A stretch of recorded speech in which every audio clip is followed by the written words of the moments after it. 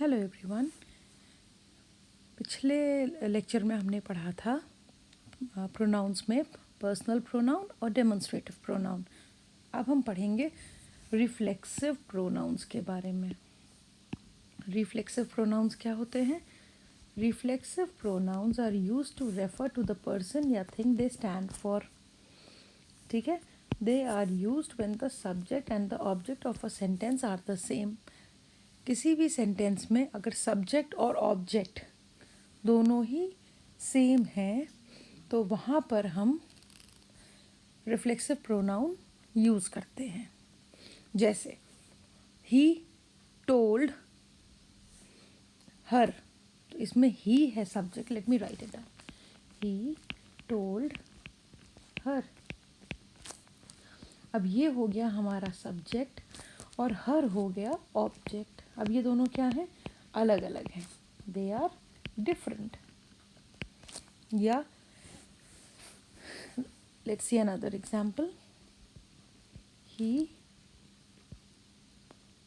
talked to himself.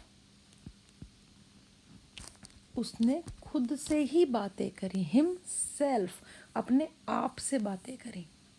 ठीक है। या she cooked herself a cake. Cooked नहीं होता, सॉरी, इसमें यहाँ पे बेक्ड यूज़ होना चाहिए। She baked her self a cake. तो यानी कि खुद के लिए उसने एक केक बेक किया। किसके लिए? खुद के लिए। तो ऑब्जेक्ट वही है जो सब्जेक्ट है। ऐसे केस में जो प्रोनाउंस यूज़ होते हैं उन्हें हम कहते हैं रिफ्लेक्सिव प्रोनाउंस। ठीक, जैसे आई माई सेल्फ, ये है, इसका मतलब होता है, आई का मतलब होता है मैं, और यहाँ खुद। ठीक है, इस तरह से यू योर सेल्फ, तुम खुद से कर लो। शी हर सेल्फ, वह खुद से करेगी।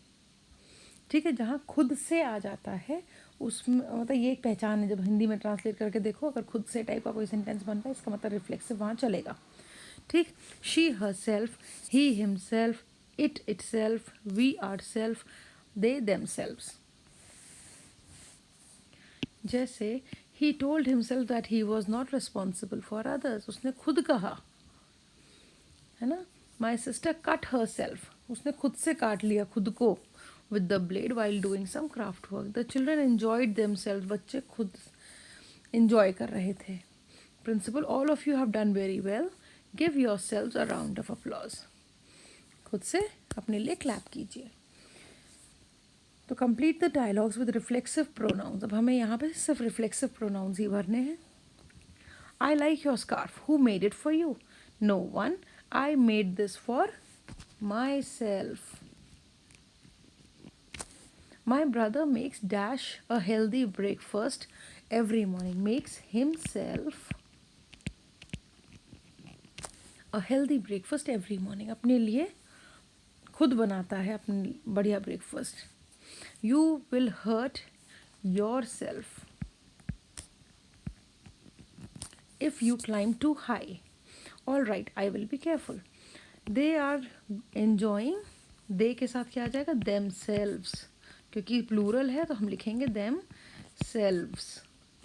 सिंगुलर होता है तो अगर एक होता तो yourself होता, himself, myself। they मतलब बहुत सारे लोग हैं तो themselves। In Shimla, what happened to her? She injured herself while preparing for the marathon. Now remember, each one of you is responsible for yourself. आप खुद के लिए खुद जिम्मेदार हैं। We know we are responsible for, we है तो क्या हो जाएगा? ourselves। ourselves प्लूरल होगा। क्लियर है ये चीज़ रिफ्लेक्सिव का? रिफ्लेक्सिव मतलब जहाँ पे सब्जेक्ट और ऑब्जेक्ट दोनों एक ही को रेफर कर रहे हैं, वहाँ पर हम रिफ्लेक्सिव प्रोनाउन लिखते हैं। ठीक है। Next comes emphatic pronouns. Emphatic मतलब कोई बहुत एम्फोसिस डाल रहा है, उस चीज़ को ज़्यादा वैल्यू दी जा रही है। जैसे when reflexive pronouns are used to emphasize the action of the subject, action को emphasize कर रहे हैं कि जो किया है उस पर जोर दिया जा रहा है. They are known as emphatic pronouns. They are usually placed after the subject or at the end of the sentence. या तो subject के बाद आते हैं या sentence के end में आते हैं. जैसे she herself made the dish या she made the dish herself. उसने खुद से बनाई. He himself painted the house. He painted the house himself. दोनों ही ठीक हैं. अब आप कहेंगे कि himself अभी तक तो रिफ्लेक्सिव में चल रहा था, अब ये एम्फेटिक में आ गया. तो कैसे पता चलेगा? पता ऐसे चलेगा कि आप सेंटेंस बनाइए और आपको लगे कि आप इस प्रोनाउन के बिना भी सेंस बन रहा है सेंटेंस का, तो वो होता है एम्फेटिक. लेकिन अगर हम रिफ्लेक्सिव में से उड़ा दें उसको तो सेंटेंस का सेंस कंप्लीट नहीं होता. An emphatic pronoun can be removed from the sentence without changing the meaning, but a reflexive pronoun is essential to complete the meaning of a sentence and cannot be removed. हटाया नहीं जा सकता है. कौन सा? Reflexive. Emphatic हटा दो, sentence में कोई खास फर्क नहीं पड़ता. जैसे he wrote the essay himself, emphatic pronoun. अगर मैं इसमें से himself हटा दूँ तो हो गया he wrote the essay. खत्म. ये भी ठीक है. He taught himself, reflexive pronoun. ठीक, उसने सिखाया खुद. he taught himself, उसने खुद से ही सीख लिया या उसने खुद को ही सिखा दिया. क्या? Reflexive pronoun. अब अगर मैं यहाँ से himself हटा दूँ तो सेंटेंस हो जाएगा he taught reflexive pronoun. Incomplete रह गया. किसको सिखाया? नहीं पता चल रहा है, इसलिए यहाँ से हम नहीं हटा सकते. तो रिफ्लेक्सिव में you can not remove it. ठीक है, समझ आया? नहीं समझ आया तो प्लीज़ आप लोग लिखा करो. जब आपको ये शेयर होता है उसके बाद आप इसमें you can write it in the comment section also, और आप व्हाट्सएप भी कर सकते हो. ठीक है, चलिए देखते हैं question number 5. State whether the underline pronouns in the given sentence are emphatic और रिफ्लेक्सिव. चलिए यहीं पे पता चल जाता है कितना हमें समझ में आया. She herself wrote the answers to the questions. उसने खुद से लिखे थे आंसर्स. अगर मैं ये herself हटा दूँ तो क्या बनेगा sentence? She wrote the answers to the questions. तो भी तो ये कि उसी ने लिखे थे आंसर्स. तो ये हो गया किसका टाइप? ये हो गया एम्फेटिक. ठीक है. He has hurt himself while cycling. ये हो गया रिफ्लेक्सिव, क्योंकि इसको नहीं, किसको चोट लगी पता ही नहीं चलेगा अगर मैंने हटा दिया तो. रिफ्लेक्सिव. ठीक. दे themselves promise to do more work in the office. उन्होंने खुद से प्रॉमिस किया to do more work. अब मैं उड़ा दूँ इसको themselves को तो भी it hardly matters. तो emphatic. Next is she gave herself a pat on the back. She gave a pat on the back. उसने खुद को दिया पैट. ठीक है, तो यहाँ पर क्या होगा? एम्फेटिक होगा. देखिए यहाँ ऊपर एग्जाम्पल में था the principal, I am sorry, इसमें था. दिस इज रिफ्लेक्सिव, क्योंकि किसका बैक पैट करना है? अपना. बैक पैट करना मतलब पीठ थपथपाना. तो give yourself a pat on the back. तो ये हो गया reflexive. Next is you are punishing yourself. No one can do anything about it. You are punishing yourself. किसको पनिश कर रहे हैं? अपने आप को. इसलिए रिफ्लेक्सिव होगा, क्योंकि सब्जेक्ट ऑब्जेक्ट सेम है, एक ही के बारे में बात हो रही है. She herself read the document before signing it. उसने खुद से पढ़ा था डॉक्यूमेंट बिफोर साइनिंग. हटा दें तो भी चलेगा, इसलिए ये बन जाता है एम्फेटिक. नेक्स्ट है we ourselves want to exercise. We ourselves want to exercise. तो ये भी वही हो गया, सब्जेक्ट के बाद आ रहा है पहली चीज़, तो ये हो गया एम्फेटिक. अगर आर सेल्व्स हटा भी दें तो भी सेंटेंस कंप्लीट है. Do help yourself to coffee and some cake. Do help yourself, भाई अपने आप अपनी मदद करिए with the coffee and cake. जाके खुद से ले लीजिए. तो ये हो गया रिफ्लेक्सिव. अदरवाइज किससे कह रहे हैं कि कौन क्या कर ले, कौन कॉफ़ी ले ले, कैसे होगा, तो it does not complete the sentence, इसलिए हम रिफ्लेक्सिव प्रोनाउन यूज़ करेंगे यहाँ पे, ठीक है। अच्छा जी, this was question number 5।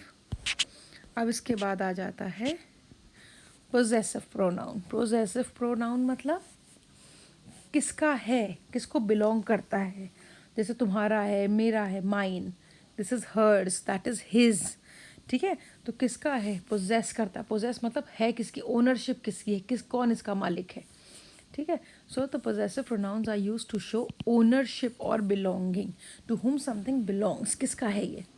They are used in place of nouns, they refer to this bag is mine, the other one is yours, I share my books but she never shares hers, अपनी नहीं share करती, these bicycles are ours and those ones are theirs, ठीक है। अब देखिए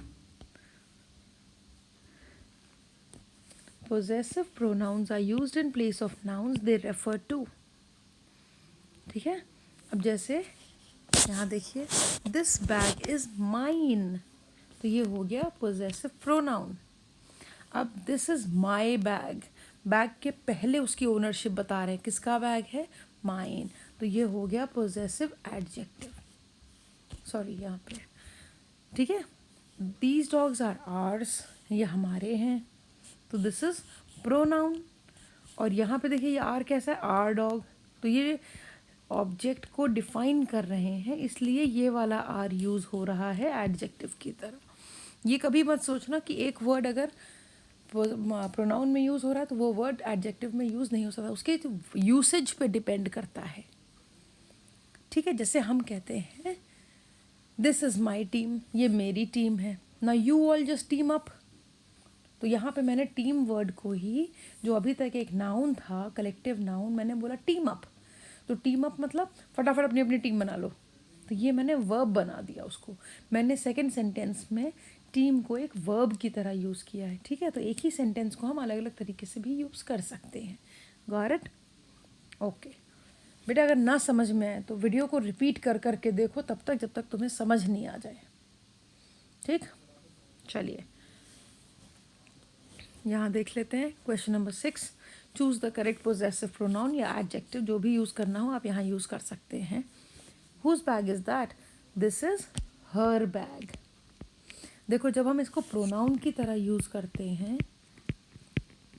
तो ये हमेशा प्लूरल फॉर्म में यूज़ होता है, हर्स, माइन, प्लूरल, ठीक है। और जब हम इसे एडजेक्टिव की तरह यूज़ करते हैं, एडजेक्टिव, तो ये सिंगुलर फॉर्म में यूज़ होता है, एक ये भी डिफरेंस है, ठीक है। तो जब हमें बैग के साथ यूज़ कर रहे हैं, इसका मतलब हम बैग के पहले यूज़ हो रहा है तो ऑब्जेक्ट को डिफाइन कर रहा है, तो ये एडजेक्टिव की तरह यूज़ हो रहा है, इसलिए मैंने लिखा हर।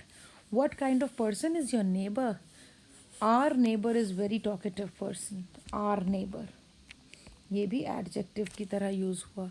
Whose pen is this, it is mine, यहाँ ये प्रोनाउन की तरह यूज़ हुआ क्योंकि ये लास्ट में यूज़ हो रहा है, ठीक है। Should I throw away this old pencil box, ask him, it is his, pronoun. Why are these girls here, their show is next month and they are raising funds, तो their shows,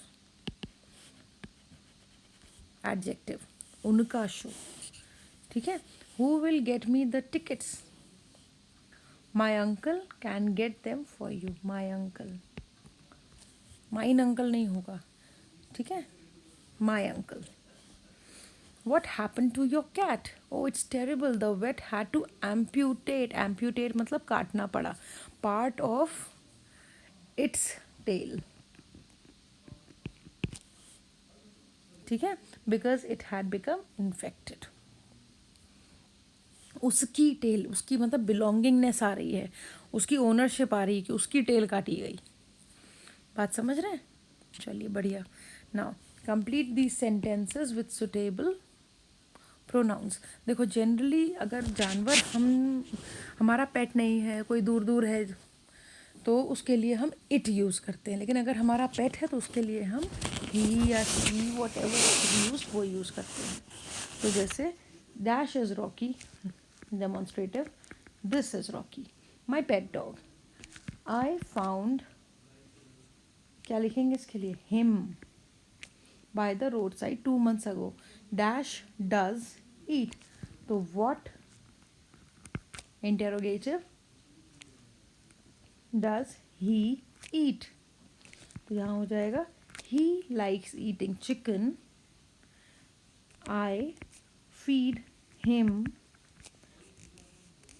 twice a day, he likes to play with bones, or let's say balls। ठीक है,